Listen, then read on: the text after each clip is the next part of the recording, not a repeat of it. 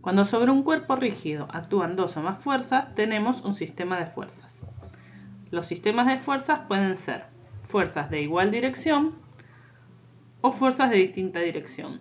Dentro de las de igual dirección pueden ser fuerzas colineales, cuando todas las fuerzas que actúan en el sistema de fuerzas están actuando en una misma recta de acción, y fuerzas paralelas cuando sus rectas de acción son diferentes.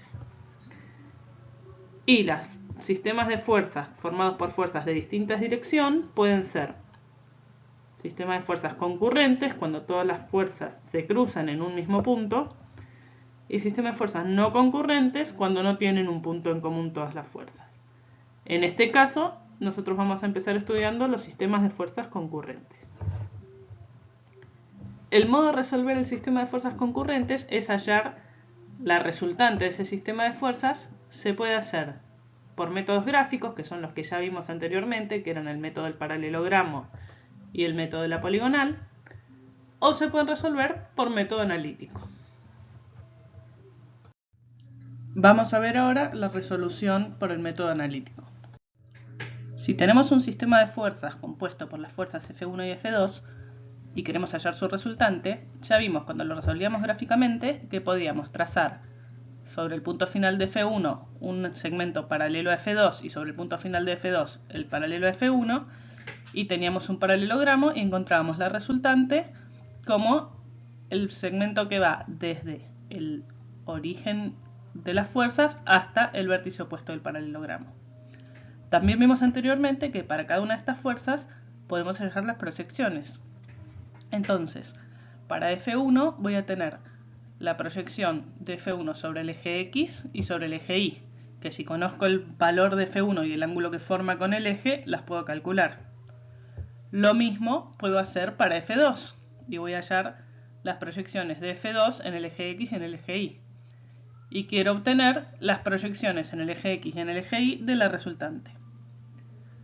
Ahora, el triangulito este que forma la fuerza 2 con sus proyecciones F2X y F2Y es igual al que tengo si lo traslado sobre el vértice final del paralelogramo. Entonces ahí veo que la proyección sobre el eje X de la resultante es igual a la suma de la proyección sobre el eje X de la fuerza 1 más la proyección sobre el eje X de la fuerza 2. De la misma manera, la proyección sobre el eje Y de la resultante es igual a la suma de la proyección sobre el eje Y de la fuerza 1 más la proyección sobre el eje Y de la fuerza 2. Que estas ya habíamos visto que las calculábamos como el valor de la fuerza por el coseno del ángulo para la proyección sobre el eje X y el valor de la fuerza por el seno del ángulo para la proyección sobre el eje. Esto mismo lo podemos repetir cuando el sistema de fuerza está compuesto por más de dos fuerzas. La proyección de la resultante en el eje X va a ser la suma de todas las proyecciones de todas las fuerzas en el eje X, y la proyección de la resultante en el eje Y va a ser la suma de todas las proyecciones de todas las fuerzas sobre el eje Y.